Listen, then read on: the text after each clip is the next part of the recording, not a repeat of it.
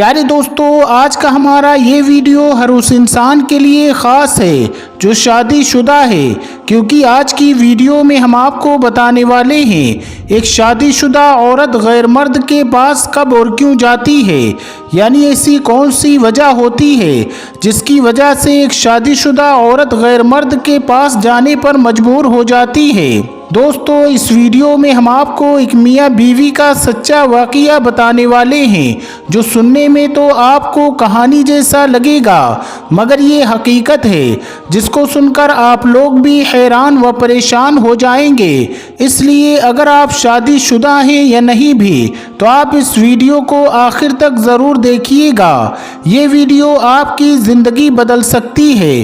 तो चलिए दोस्तों, शुरू करते हैं। दोस्तों, कभी कभी हम इस बात से अनजान रह जाते हैं कि हमारी की हुई छोटी छोटी गलतियां किस तरह हमारे बसे बसाए घर को तबाह व बर्बाद कर देती हैं। हम इस बात को भूल जाते हैं कि हमारे घर में जो गलत हो रहा है कहीं इसके जिम्मेदार हम खुद तो नहीं हैं। दोस्तों, आज हम आपको हमारे एक दोस्त का सच्चा वाक़या बताने वाले हैं जिसको सुनकर आप हैरान हो जाएंगे। हमारा एक दोस्त है जिसका नाम परवेज़ है। उसने अपना एक सच्चा वाक़या हमको बताया जिसको सुनने के बाद हमें लगा कि ये वाक़या आप लोगों में भी शेयर करना चाहिए, ताकि जो कुछ हमारे दोस्त परवेज़ के साथ हुआ है वो कहीं आप लोगों के साथ ना हो जाए। दोस्तों, परवेज़ ने हमको बताया कि एक रात हम मियाँ बीवी सो रहे थे कि अचानक आधी रात को मेरा फ़ोन वाइब्रेट करना शुरू हो गया। मेरे मोबाइल की लाइट स्क्रीन ऑन हो चुकी थी। ये सुनकर मेरी आंखें खुल गईं और मैंने अपना मोबाइल उठाकर देखा तो देखा कि शबनम का कॉल था। मैंने सोचा कि इस वक्त इसको क्या मुसीबत पड़ी होगी। मैं कुछ बड़बड़ाते हुए अपना मोबाइल उठाया और उसकी कॉल को काट दिया और फिर एक व्हाट्सएप मैसेज टाइप किया कि इस वक्त मैं आपसे बात नहीं कर सकता, मेरी बीवी मेरे पास सो रही है। मैसेज सेंड करने के बाद मैं शबनम के जवाब का इंतज़ार करने लगा तो थोड़ी देर बाद मेरे मोबाइल की लाइट स्क्रीन ऑन हो गई और मैं समझ चुका था कि शबनम का जवाब आ चुका है। मैंने फिर अपना मोबाइल उठाया और देखा तो शबनम ने लिखा था कि बहुत ज़रूरी बात है, थोड़ी देर के लिए आप अपने बेडरूम से बाहर आकर बात कीजिए। ये देखकर मैं जल्दी से अपने बिस्तर से उठा और आहिस्ता से बिना कोई आवाज़ किए अंधेरे में ही अपने हाथों को टटोलने लगा और अपनी चप्पलों को ढूंढने लगा। मुझे जब चप्पल मिली तो धीरे धीरे से आगे बढ़ा और कमरे का दरवाज़ा खोला। बाहर की लाइट चालू थी। दरवाज़ा खुलने से हमारे कमरे में हल्की सी रोशनी हुई। मैंने पीछे मुड़कर देखा कि कहीं मेरी बीवी जाग तो नहीं गई। मैंने बिस्तर पर नज़र डाली तो बिस्तर बिल्कुल खाली पड़ा हुआ था, यानी कि मेरी बीवी बिस्तर पर नहीं थी। ये देखकर मैं बहुत ज़्यादा हैरान हुआ और सोचने लगा कि आखिर वो आधी रात को कहाँ चली गई। ये देखकर मेरे दिमाग में कई तरह के सवाल उठने लगे थे। मैं बहुत हैरान और परेशान हो गया और जल्दी से कमरे से बाहर निकलकर सीधे अपने किचन की तरफ गया। वहां जाकर देखा तो किचन की लाइट भी बंद थी। वॉशरूम की तरफ नज़र दौड़ाई और जाकर देखा तो वॉशरूम का दरवाज़ा भी खुला हुआ था। अगले 5 मिनट तक मैंने अपना पूरा घर छान मारा, मगर वो मुझे कहीं भी नज़र नहीं आई। मैंने सोचा इसको आवाज़ लगाऊं, फिर मैं डर गया कि कहीं पास वाले कमरे में सो रही मेरी माँ उसकी आंखें न खुल जाएं। मैं हैरान व परेशान था, घर में इधर उधर घूम रहा था और मुझे गुस्सा भी बहुत ज़्यादा आ रहा था। इतने में मेरा फ़ोन फिर से वाइब्रेट करने लगा। बड़ी ही बेदिली के साथ मैंने शबनम का कॉल कट किया और बीवी को इधर उधर देखने लगा। मेरे दिमाग में कई तरह के सवाल घूम रहे थे।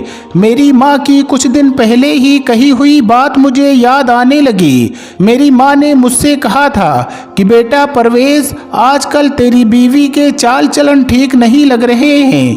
वो घंटों अपने कमरे का दरवाज़ा बंद करके पता नहीं किससे फ़ोन पर लगी रहती है। अभी कुछ दिन पहले ही मेरी माँ ने मुझसे ये शिकायत की थी। लेकिन मैंने उस वक्त इस बात पर ज़्यादा गौर नहीं किया था। मैं मेरी माँ की बातें सोच ही रहा था कि इतने में मेरे दिमाग में ये ख्याल आया कि कहीं वो छत पर तो नहीं है। मैंने अपने दिमाग में सवालों का अंबार उठाए हुए छत की सीढ़ियों पर चढ़ने लगा।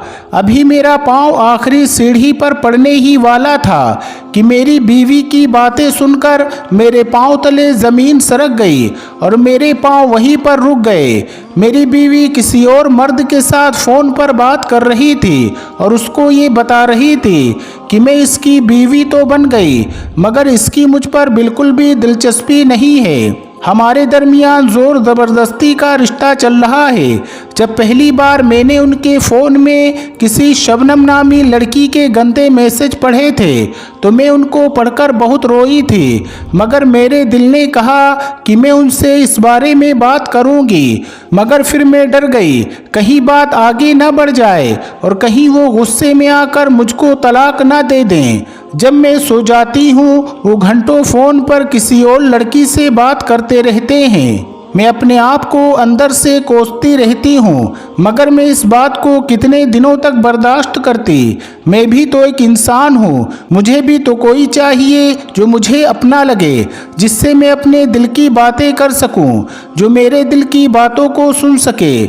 मगर जब से तुम मेरी ज़िंदगी में आए हो तो मुझे ऐसा लगने लगा है जैसा कि इस दुनिया में कोई है जो अपना है, जो मेरी परवाह करता है। और जब भी परेशान होती हूँ तो तुम्हें याद करती हूँ और तुमसे बात करके दिल का बोझ हल्का हो जाता है। वो अगर दिल की बात किसी और से करते हैं तो मेरे दिल की बात सुनने के लिए तुम मेरे पास हो।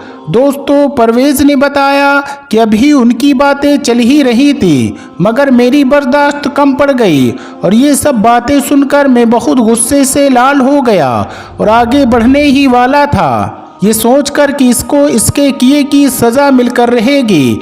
इतने में मेरा फ़ोन फिर से वाइब्रेट करने लगा। ये देखकर मेरे सारे जज्बात और गुस्से ठंडे पड़ गए।